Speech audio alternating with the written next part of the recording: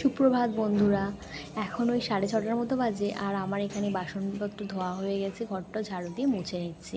আর উঠানে বেশ কিছুক্ষণ আগে জল দিয়ে গেছিলাম, তো এখন প্রায় শুকিয়ে গেছে, একটু ঝাঁটা দিয়ে নেবো।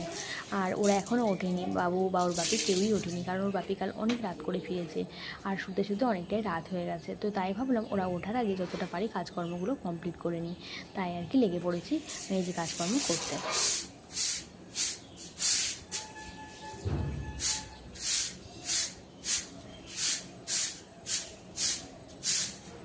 তো আজ ভাবছি একেবারে স্নান টান করে ঠাকুরঘরের কাজ সেরে তারপর কিচেনে যাব, কারণ সকালে কারোর তাড়া নেই, বাবুরও স্কুল নেই, ওর বাপিও অনেকটা দেরি করে যাবে, তাই তো তাহলে বেশ ভালোও হবে, তাই না?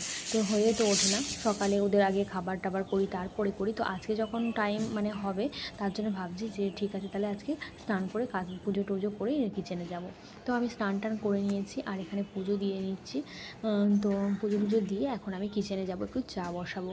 বেশ কয়েকদিন হয়ে গেল না চা খাই না, তার কারণ এত গরম পড়েছে, আর ওর বাপি খাচ্ছে না, আর আমার নিজের জন্য আর চা করতে ইচ্ছাও করছে না। তাই তো ওই যে নিজের জন্য কোনো কিছু করে খেতে ইচ্ছা করে না, জানো তো। তো বাবু খেয়ে তাও হয়, ও খায় না, ওকে সকালে করে এখন একটু করে মিষ্টির জল বা কোনো দিন ডাব এইসব খাচ্ছে। তো আজকে আর ওকে দেবো না মিষ্টির জল, কারণ দেখছি সর্দি সর্দি লেগেছে। তো বললাম একটু আদা দিয়ে চা খা, তো বললো না তাও খাবো না, তো ভাবছি ওকে একটু দুধ দিয়ে দেবো। আর বাপিকে বললাম চা খাবে, তো বললো হ্যাঁ ঠিক আছে একটু করো। তো একটুখানি চা খাবে, তারপরে একটু রুটি সবজি দিয়ে দেবো। আর রাত্রের কয়েকটা রুটিও রয়েছে, জানো তো, কারণ রাত্রে করে ফিরেছিল, তো রুটি সেভাবেও খায়নি, তো রুটিগুলো রয়েছে, তো একটু গরম করে নেব। আর একটু গোলা রুটিও অল্প করে বানাবো, দেখি বাবু খায় কি না। তো এইসব জড়িয়ে আর একটু সবজি আছে, সেটাও গরম করে দেবো, তাহলে সকালের খাবারটা আর আলাদাভাবে করতে হবে না, শুধু কয়েকটা গোলা রুটি বানালে হয়ে যাবে। তো চলো আস্তে আস্তে করে নিই। আর বাবুর দুধটাও গরম বসিয়ে দিয়েছি, ও বললো মা চা খাবো না, তাই আর কি দুধ দিয়ে দেবো। আর এখানে এই যে 3-4টে মতো গোলা রুটি করবো, বেশি করবো না, কারণ অতটা লাগবেও না, যেহেতু রুটি রয়েছে, তো তাই।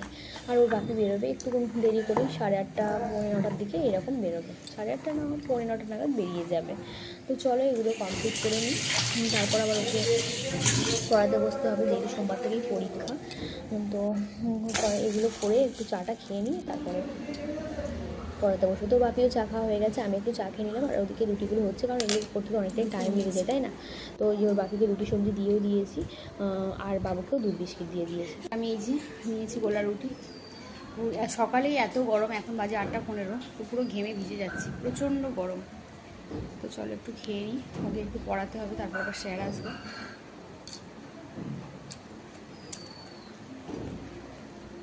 বেশি কিছু দিন, জাস্ট জোয়ান আর একটু লবণ দিয়েছি, লঙ্কাও দেওয়া হয়নি।